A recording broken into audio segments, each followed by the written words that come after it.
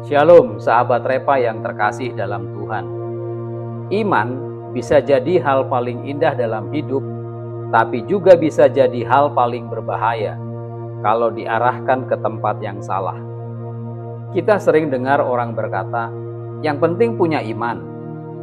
Tapi, iman kepada siapa? Iman yang seperti apa? Hari-hari ini, dunia sedang dilanda krisis arah rohani. Orang beriman, tapi tidak mengenal siapa yang dia imani. Ada yang berdoa sungguh-sungguh, tapi tujuannya bukan mencari Tuhan, melainkan untuk memuaskan egonya. Ada gereja yang ramai, banyak jemaatnya, tapi mereka kehilangan arah karena lebih sibuk memuliakan nama hamba Tuhan daripada memuliakan nama Yesus. Kalau kita buka kitab Hakim-Hakim pasal 11, kita akan bertemu dengan seorang tokoh bernama Yefta. Seorang pahlawan perang, pemimpin umat Tuhan, tetapi melakukan keputusan iman yang salah alamat. Ia beriman kepada Tuhan, tapi tindakannya justru meniru bangsa kafir. Dari sinilah kita belajar bahwa iman yang salah alamat tidak menyelamatkan, justru menghancurkan. Mari kita lihat dulu latar belakang zaman Yefta. Pada masa itu, Israel hidup di masa yang kelam. Tidak ada raja, dan setiap orang berbuat sesuka hatinya. Secara sosial, bangsa ini terpecah-pecah dalam suku-suku yang lemah dan sering bertikai. Menurut beberapa tafsir Alkitab, masyarakat Israel saat itu sedang mengalami krisis identitas iman. Mereka masih menyebut nama Tuhan, tetapi dalam prakteknya mereka menyerap budaya dan ritual bangsa sekitar, terutama bangsa Amon dan bangsa Moab, yang suka membuat nazar ekstrim untuk menyenangkan dewa-dewa mereka. Yefta sendiri bukan tokoh yang mudah. Ia lahir dari ibu seorang perempuan sundal, ditolak keluarganya, lalu menjadi pemimpin sekelompok orang-orang buangan. Namun ketika Israel terdesak perang melawan Bani Amon, orang yang dulu ditolak justru dipanggil untuk menolong. Ironis bukan? Tuhan memakai orang yang dunia buang. Tetapi masalahnya, Yefta tidak sepenuhnya mengerti cara Tuhan bekerja. Ia punya iman, tetapi imannya terkontaminasi budaya bangsa kafir. Dalam pikirannya, Tuhan bisa disenangkan lewat pengorbanan besar, bahkan dengan nyawa anaknya sendiri. Menurut tafsiran akademik, kisah ini menggambarkan betapa dalamnya pengaruh sinkretisme pada umat Tuhan ketika mereka mencampur penyembahan sejati dengan cara-cara dunia. Inilah Israel di zaman Hakim-Hakim. Umat yang masih berdoa tetapi kepada Tuhan yang mereka ciptakan sendiri.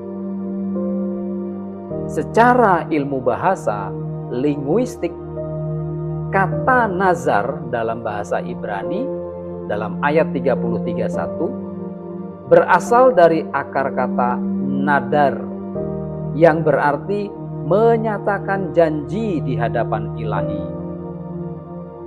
Namun dalam konteks Yefta, nazar ini tidak diarahkan untuk menyatakan iman yang besar, melainkan menjadi bentuk negosiasi dengan Tuhan. Kira-kira begini mereka berkata, Jika Engkau atau Tuhan memberi aku kemenangan, maka aku akan mempersembahkan yang pertama keluar dari rumahku. Tafsir Alkitab menekankan bahwa ini adalah bentuk iman yang salah arah. Bukan karena Tuhan tidak berkuasa, tetapi karena manusia mencoba mengendalikan Tuhan lewat perjanjian-perjanjian religius. Menurut kitab Hakim-Hakim, sebenarnya ingin menunjukkan pola rohani yang tragis, bahwa setiap kali umat Tuhan melupakan hukum Tuhan, iman mereka menjadi berbahaya. Iman tanpa pengetahuan, tanpa bimbingan firman, akhirnya memproduksi fanatisme buta, bukan ketaatan sejati. Dan dari fanatisme itulah lahir tragedi. Seorang anak yang tidak bersalah menjadi korban dari iman yang salah alamat. Dari kisah ini, kita tidak sedang membicarakan iman yang lemah. Yefta beriman dan ia bahkan menang dalam peperangan. Namun, kemenangan yang luar biasa tidak menutupi kekalahan batin. Mari kita lihat 3 ajaran teologis dari kisah Yefta ini. Yang pertama, iman yang tidak diajarkan firman akan tersesat. Yefta beriman kepada Tuhan, tapi tanpa dasar iman, ia percaya tapi tidak belajar. Banyak orang hari ini juga begitu. Rajin berdoa, tapi malas merenungkan firman. Iman yang tidak disenari kebenaran akan melahirkan kesalahan fatal. Dalam bahasa sederhana, tulus belum tentu benar. Hati yang tulus belum tentu benar. Hal yang kedua, iman yang emosional mudah meniru dunia. Yefta dipengaruhi budaya bangsa kafir. Ia pikir Tuhan seperti dewa bangsa lain yang bisa disenangkan dengan pengorbanan besar. Begitu juga beberapa gereja masa kini. Ketika iman diukur dari sensasi, bukan substansi. Ketika kita lebih percaya kepada tradisi, lebih percaya kepada figur-figur, lebih percaya kepada hamba Tuhan, atau perasaan daripada kebenaran kepada Kristus, saat itulah iman kita salah alamat. Hal yang ketiga, iman yang tidak dikoreksi akan mengorbankan yang tidak bersalah. Yefta tidak pernah berhenti dan bertanya, apakah Nasar ini sesuai kehendak Tuhan? Iman yang tidak dikoreksi akan selalu melukai orang lain, melukai pasangan, melukai anak, bahkan melukai jemaat. Di dalam Kristus, Tuhan justru membalikkan semuanya. Bukan anak manusia yang mati demi Nasar manusia, tapi anak Allah yang mati untuk menebus kebodohan iman manusia. Sahabat, iman bukan tentang seberapa keras kita berjuang untuk Tuhan, tapi seberapa dalam kita mengenal hati Tuhan. Yefta mengira ia sedang melayani Tuhan, padahal ia sedang mempersembahkan sesuatu yang Tuhan tidak minta. Berapa banyak dari kita yang masih beriman seperti itu?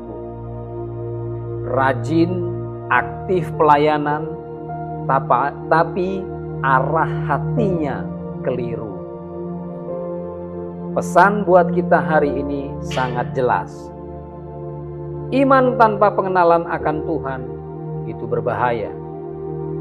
Iman yang meniru dunia itu racun rohani. Dan iman yang tidak dikoreksi firman itu akan menumpahkan darah yang tidak bersalah. Sahabat, mari kita pulihkan arah iman kita. Jangan sampai iman kita salah alamat, karena di ujungnya hanya iman kepada Kristus yang benar yang menyelamatkan, bukan iman kepada bentuk ibadah, sistem, atau figur manusia. Mari kita berdoa. Tuhan, kami datang dengan hati yang hancur. Kami mengakui seringkali kami beriman tanpa mengenal Engkau. Kami berdoa tanpa mendengar firman-Mu. Kami berjuang dalam nama-Mu, tapi arah kami tersesat. Tuhan Yesus, pulihkan arah iman kami. Ajari kami untuk mengenal Engkau, bukan hanya lewat pengakuan bibir, tapi lewat ketaatan hati. Lindungi kami dari semangat religius yang tanpa kasih, dan gantikan dengan pengenalan yang sejati akan salib-Mu. Jadikan kami umat yang beriman dengan benar, iman yang berakar dalam kasih dan berbuah dalam kebenaran.